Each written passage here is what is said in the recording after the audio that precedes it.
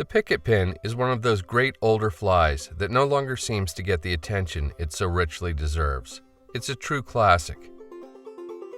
To tie it, I'm going to go back in time a bit and use some tools and materials given to me by a college friend after his father, Dr. John Green, passed away a couple of years ago.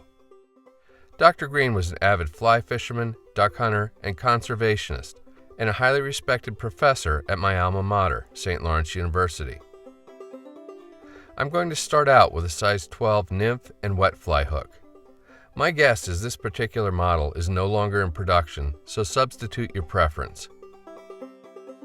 Just securing the hook in Dr. Green's well-worn Thompson vise feels like connecting to the past. A really unique-looking older bobbin came spooled with 6/0 black Danville, so I'm going to go with that for tying thread. Start your thread on the hook shank, leaving some space behind the eye, and take several wraps rearward before snipping off the tag. Judging by the diminutive finger holes, the professor's tying scissors may have been liberated from his wife Janet's needlepoint kit.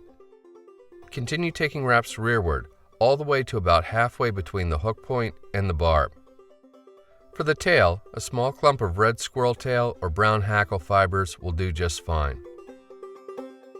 Measure so the tail is about a hook shank in length, and then secure it to the top of the hook with a pinch wrap. Take wraps forward to bind the butts down on top of the hook. Snip the butts off at about the 2/3 point on the shank. Gold wire apparently has a shelf life and will corrode and turn brittle over time, so I'm going to go with the modern stuff here, small UTC Ultra Wire. A 3 to 4 inch piece is all that's needed. Secure the wire to the near side of the hook, and as you take wraps rearward, push it to the far side. Get hold of 3 or 4 peacock herls and snip the brittle tips off. Then tie the tips in at the base of the tail. Begin making wraps up the hook shank.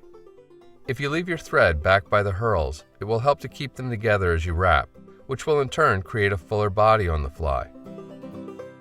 When you reach the 2/3 point, secure the peacock with 2 or 3 good wraps of tying thread, and then reach in with your scissors and snip the remainder off close. I know Dr. Green wouldn't want me struggling with the old Indian necks he used, so for hackle, I'm going to go with a more modern equivalent. With the shiny side of the feather facing you, pull down the lower fibers on the stem and snip them off. With the less than desirable fibers removed, strip a few more from either side of the stem and then still more from the top of the stem. This little extra bit will help to ensure the hackle wraps correctly. Keeping that orientation, tie in the hackle stem on the near side of the hook and bind it down with thread wraps all the way to the peacock herl. Get hold of the hackle and then begin making open spiral wraps over top of the peacock toward the tail. When you reach the base of the tail, get hold of the gold wire and start making open spiral wraps forward. So what you've done here is counterwrap the herl with the hackle and then counterwrap the hackle with the wire. Doing it this way really helps to strengthen what can be a fairly delicate fly. At the 2/3 point, take wraps of tying thread over the wire to secure it, and then helicopter to break it off close. At this point, you can either snip or break the excess hackle tip off. Gray squirrel tail is used for the wing, and it looks as though Dr. Green put his skills as a biologist to work and cleaned and cured this particular tail himself. Snip a small clump free from the hide, and then strip out the short fibers from the butts. You can stack if you want, but I really don't think it's necessary. A wing that extends about halfway down the tail just seems to look right. Bind the butts down really well, as they have a tendency to slip and spin. Once they've been secured, lift the butts to vertical and snip them off close, being careful not to cut your tying thread in the process. Cover the butts with thread wraps and fill in any lumps and bumps.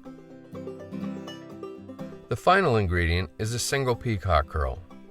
Once again, snip the brittle tip off before tie-in. Attach the herl to the near side of the hook and then make wraps to form a bushy little head on the fly. Secure the herl immediately behind the eye and then cut or break the remainder off close. To me, a whip finish tool is one of the more personal items in a fly tyers kit, and having Dr. Green's means a great deal. Do a 5 or 6 turn whip finish to secure the thread and build up a small head on the fly, and then snip or cut your tying thread free. Collect a small drop of head cement on the tip of your dubbing needle and apply it to the thread wraps to ensure they don't come unraveled.